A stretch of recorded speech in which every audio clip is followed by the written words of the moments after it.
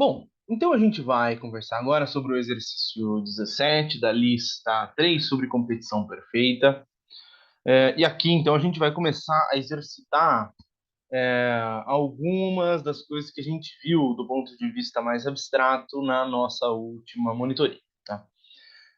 Então, o exercício está dizendo o seguinte: se a forma competitiva tem uma função custo, dada por essa função, né? Ou seja, aqui a gente vai ter que o custo de se produzir y unidades vai ser 2 vezes o y cubo menos 12y quadrado mais 38y, sendo que o preço do y, ou seja, o preço é 20, quanto essa firma deve produzir. Bom, a gente sabe da nossa discussão que a firma competitiva vai ofertar quantidades no ponto onde o preço iguala ao seu custo marginal. Os motivos para isso a gente já discutiu bastante cuidadosamente na nossa última monitoria, tá? Agora, tem algumas questões que a gente tem que lembrar, né? Primeiro, a gente tem que estar no ramo ascendente da curva de custo marginal e ainda esse preço tem que ser maior ou igual ao custo variável médio, tá? Mas vamos encontrar aqui essa condição de que o preço iguala custo marginal. Qual é o custo marginal dessa função custo, tá? Vai ser, então, 6y ao quadrado menos 24y mais 38, tá? Bom, então a gente tem aqui um polinômio de segundo grau, etc., onde o quadrado, né, tem sinal positivo aqui, o que significa que a nossa função ela vai ter a boca virada para cima, né? Como é efetivamente essa curva de custo marginal que eu desenhei aqui para vocês ao lado, né? Então, a nossa função de custo marginal vai ser mais ou menos assim, tá? Beleza, vamos ver o que a gente encontra se a gente iguala preço a custo marginal, né? Se a gente simplesmente substituir essa condição, a gente vai chegar no seguinte, né?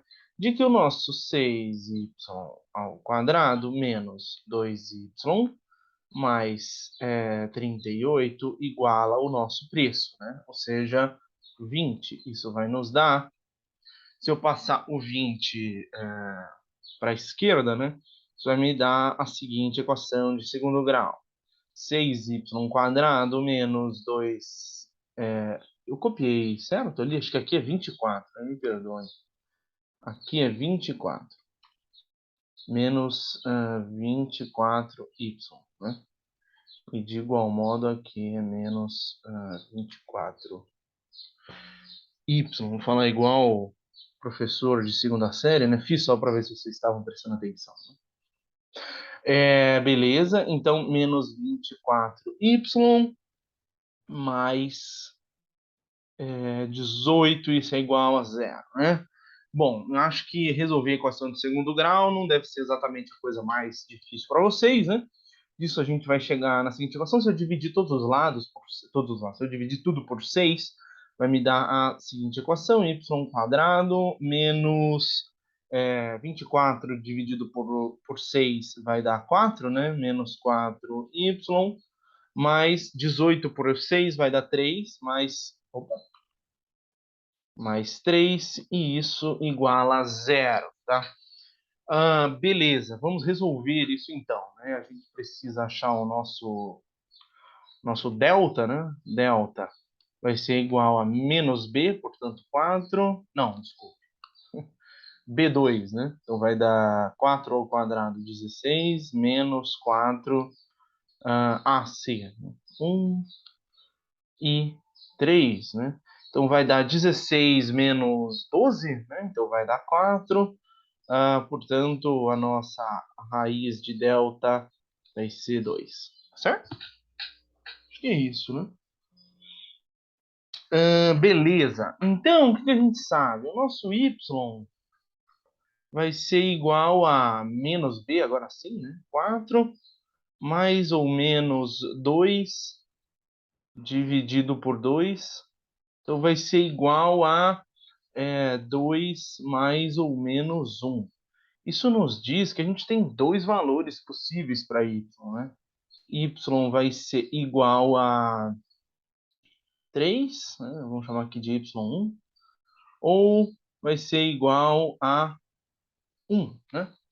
Isso não é para ser nenhum motivo de desespero, porque vejam, né? Aqui no nosso gráfico, o que a gente sabe?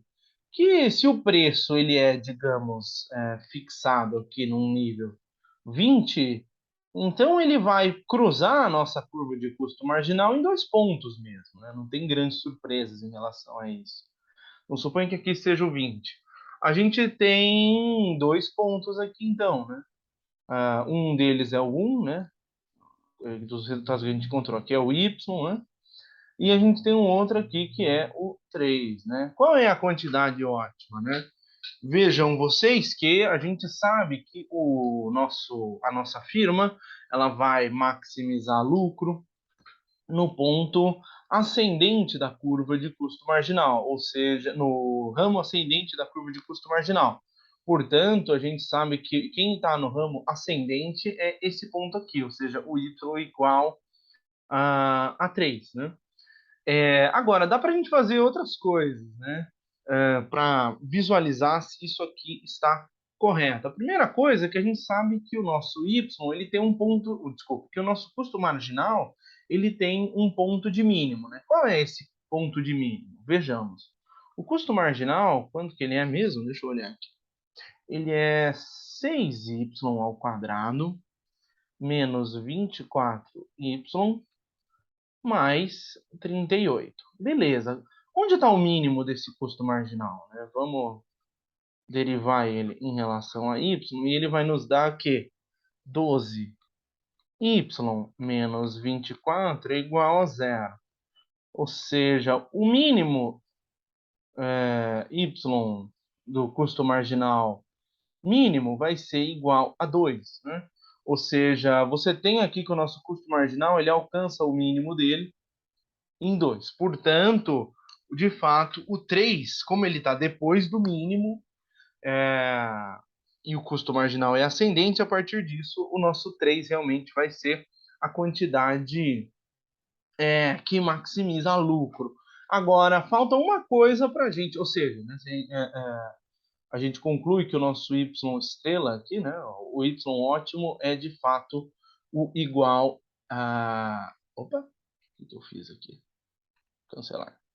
É de fato o que iguala y a 3, né? Esse é o nosso resultado.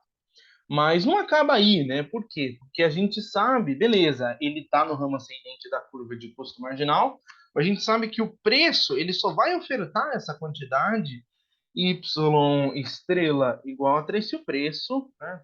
Lembrem dessa condição, né? Se o preço for maior ou igual ao custo variável médio. Aqui nesse caso, a gente nem tem custo fixo, né? Uma função só com custo variável. Então, vejamos, né? Quanto que é o custo variável médio vai ser, né? É só eu dividir, portanto, a função custo por y, né? Porque, como eu disse, não tem custo fixo, né? Então, todo custo aí é variável. Então, a função de custo variável vai ficar igual a só, como eu disse, divide tudo por y. Então vai dar, olhem aí a função de vocês na lista, vai dar 2y ao quadrado